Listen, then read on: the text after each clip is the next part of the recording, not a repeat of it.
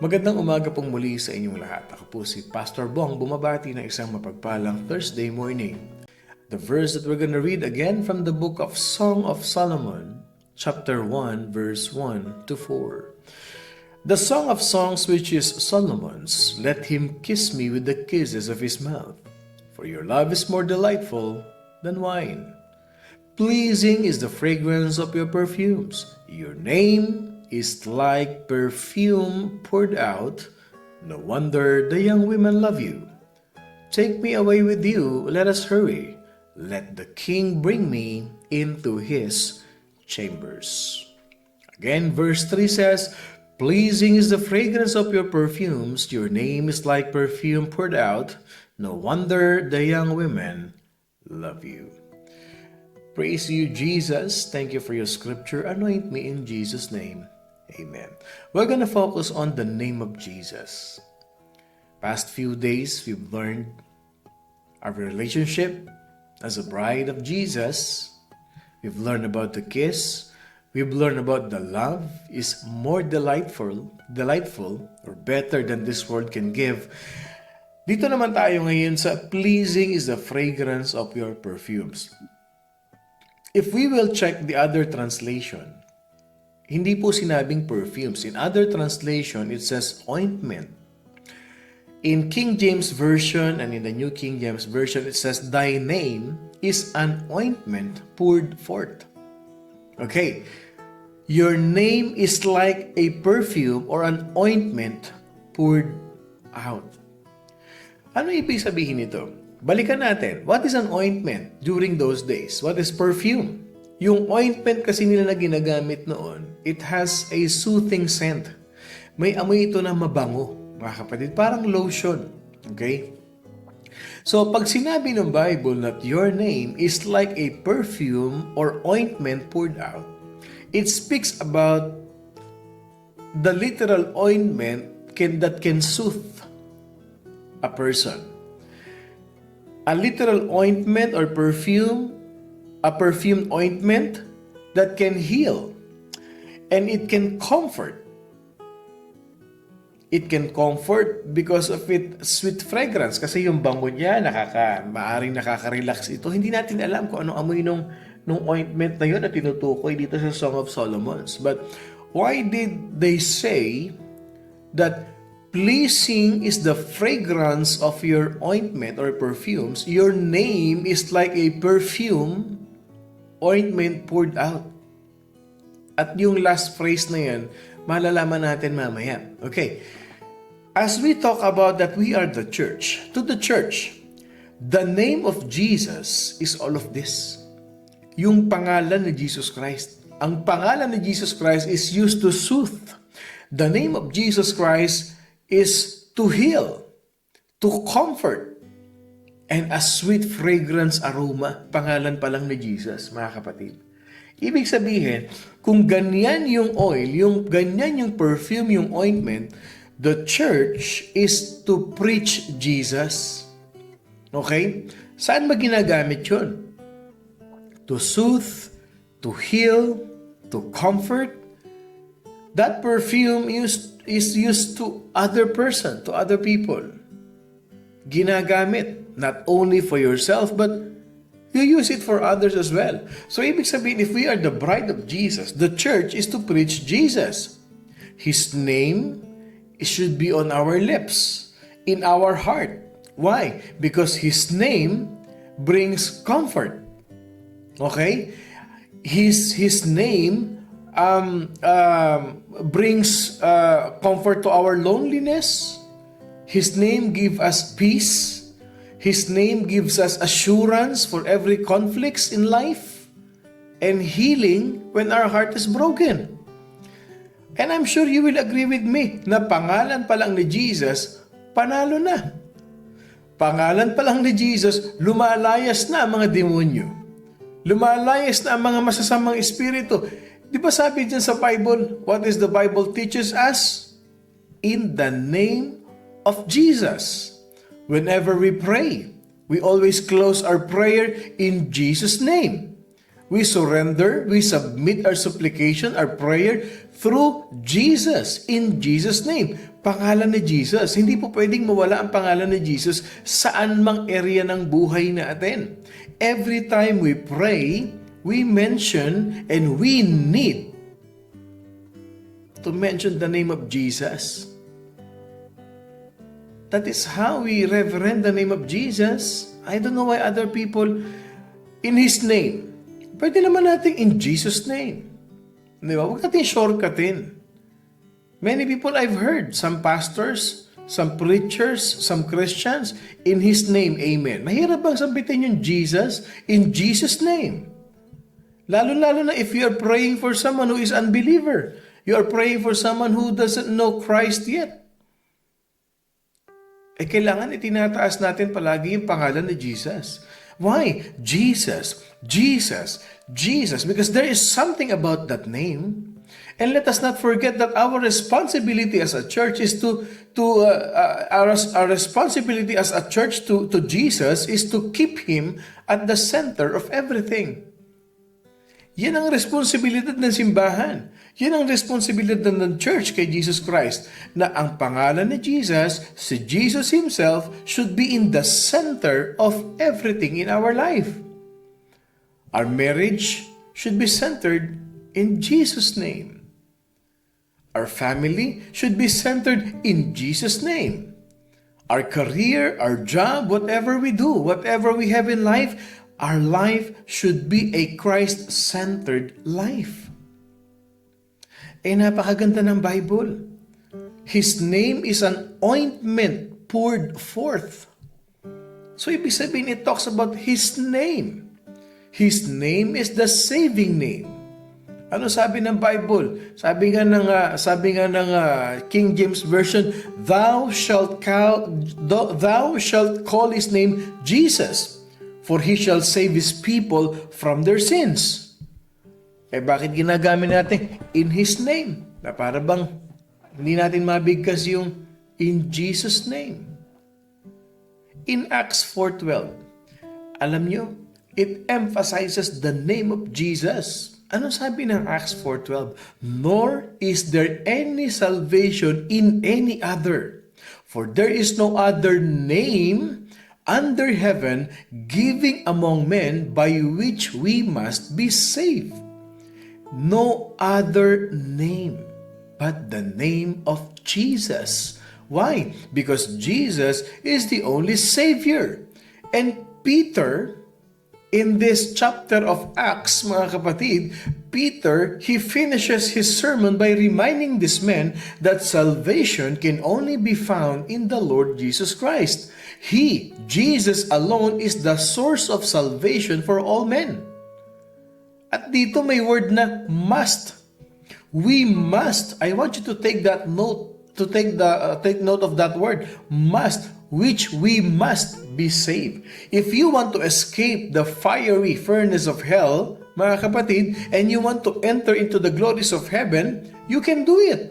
You will do none other than the name of the Lord Jesus Christ, because He alone can save the soul of every person. In the name of Jesus. Kaya sabi ng verse dito, sabi ng Song of Solomon, di ba? Your name is a perfume poured out. Bakit? Kasi yung perfume nga eh. It soothes, it heals, it comforts, and the sweet fragrance of this oil, of this ointment, like His name, it is powerful. Isipin ninyo, pangalan pa lang ni Jesus, powerful na. What more? Yung manifestation presence pa ni Jesus.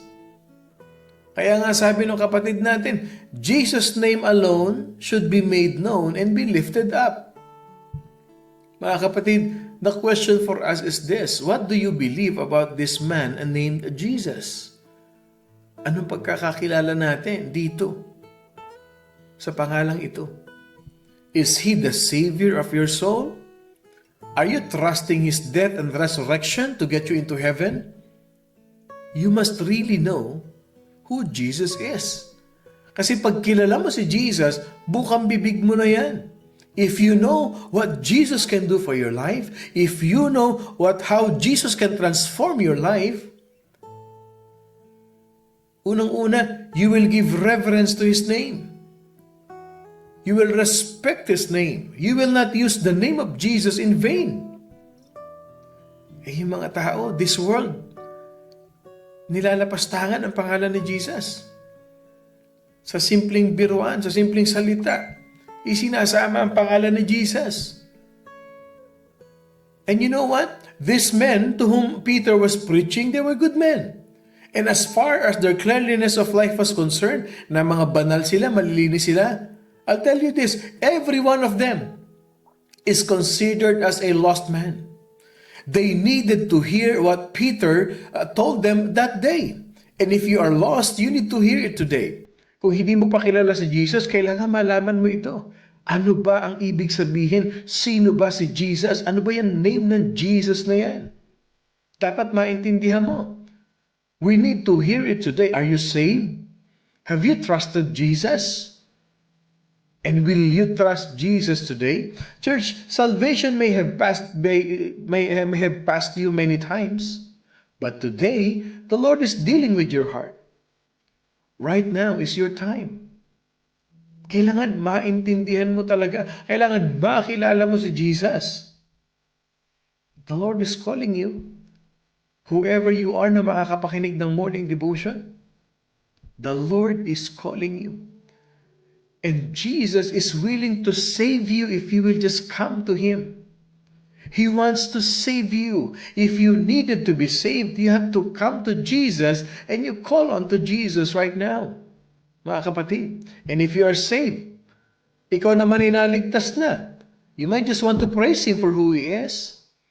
Purihin natin siya. Dakilain natin ang pangalan ng ating Panginoong Jesucristo. Bakit? His name must be exalted. Philippians 2, 9-11, makikita natin yan. His name is the exalted name. Nakita ninyo? Name, name, name. Anong name? Jesus. You have to mention His name. Hindi, wag natin gawin na, in His name we pray. Amen. Now, ang question ko is, mahirap ba sabihin, in Jesus' name we pray. Amen. Mahirap ba yun? Kasi ginagamit natin in His. Yes, we know that na yung His. Sino yung His na yun? Si Jesus dapat. Si Jesus dapat yun. His name is the exalted name. His name is a sovereign glory. Pag sinabi natin sovereign glory, His glory is given to Him by divine decree. Yes, the sovereignty of Jesus Christ, the sovereignty of glory of Jesus Christ. The word exalted, it means to be raised to the highest heights. Yan yung sinasabi ng Philippians 2 na yan. Yung exalted, itaas mo sa pinakamataas. You know what? Sad but true, but all over the world, mga kapatid, with every second of the day, many people, they curse and they despise the name of Jesus. Yung gagamitin pa yung pangalan ni Jesus, sabi ng Holy Spirit sa akin, ganito. Sabi sa akin ni Jesus, ganito. Kinausap ako ni Jesus, ganito. And then you're using the name of Jesus Christ in vain to curse people, to destroy people. Mga kapatid, you curse and you despise the name of Jesus. And you know what? Sabi ng kapatid natin, there is power in the name of Jesus. Yes, because His name, Jesus, brings forgiveness of sin. In Luke 24:47, repentance for the forgiveness of sins will be preached in His name to all nations, beginning at Jerusalem. In His name. The forgiveness of sins will be preached in His name. In Jesus' name. And what else? His name gives us access into the presence of the Father. That's true. Makikita ninyo sa John 16:23-24. O sabi, name above all name. His name must be exalted. Yung pangalan itinataas. Kaya kayo, Morning Devotion family, wag na wag niyong kakalimutan yan. At the end of your prayer, you submit, you surrender in the name of Jesus. We pray. Ganon ang dapat. Wag na wag niyong kakalimutan yan. Wag niyong sasanayin yung sarili niyo in His name. No, in the name of Jesus or in Jesus' name we pray. Anong sabi? It gives us access sa name pa lang, sa pangalan pa lang ni Jesus Christ. Ano yun, John 16:23, in that day you will no longer ask me anything. Very truly I tell you, my Father will give you whatever you ask in my name. Nakita ninyo? My Father will give you whatever you ask in my name. The name of Jesus is like an ointment. It's like a perfume that soothes, that heals, that comforts, that cures us, that helps us, that strengthens us. Yan ang pangalan ni Jesus. Ano sabi doon sa 24? Until now, you have not asked for anything in my name.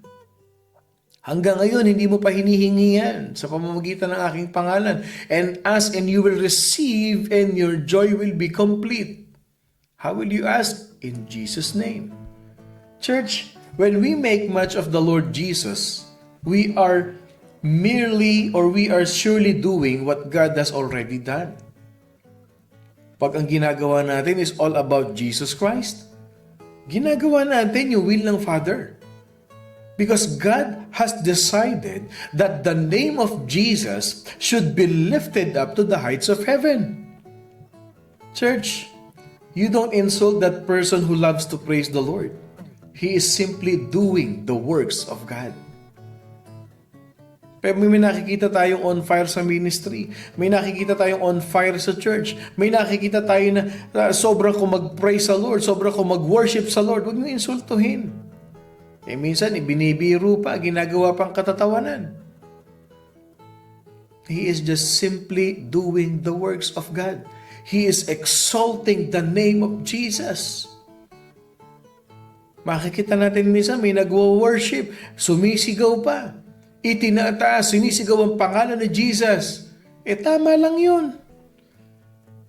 Tama lang yun. He's just simply doing the works of God. Exalting. Putting the name of Jesus, lifting up the name of Jesus above anything else, mga kapatid. So the sovereign glory, the name of Jesus, meron din tayong tinatawag na singular glory. Bakit? Sabi ng kapatid natin kanina, sino ba nag-comment nun? His name is above every name. Ano ibig sabihin nito? When we say His name above every name, it means it is over. It is beyond every name. It is supreme every name. Pagpalagay na natin, there are millions of people may have the same name all over the world today na may pangalang Jesus. But there is only one Jesus. He is the only Son of God. He is the Son of Man at the same time. And only His name can take a miserable sinners to become clean. Ang pangalan ni Jesus Christ, ang tanging pangalan.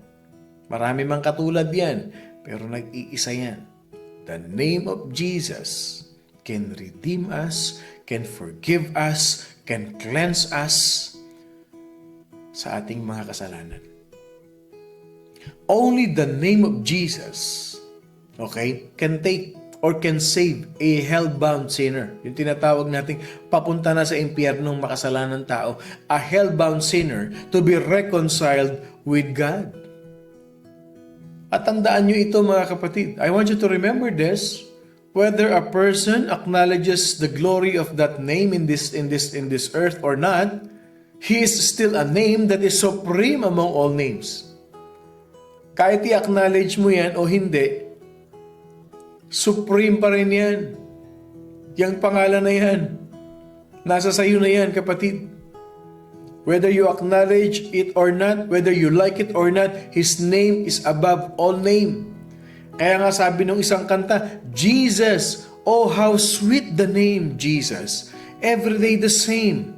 Jesus, let all the saints proclaim His worthy praise forever. Alam niyo ba? The true spiritual influence of a church or the true strength of a church is determined by the place that she gives to that name in her ministry. Her, she, because we are the bride.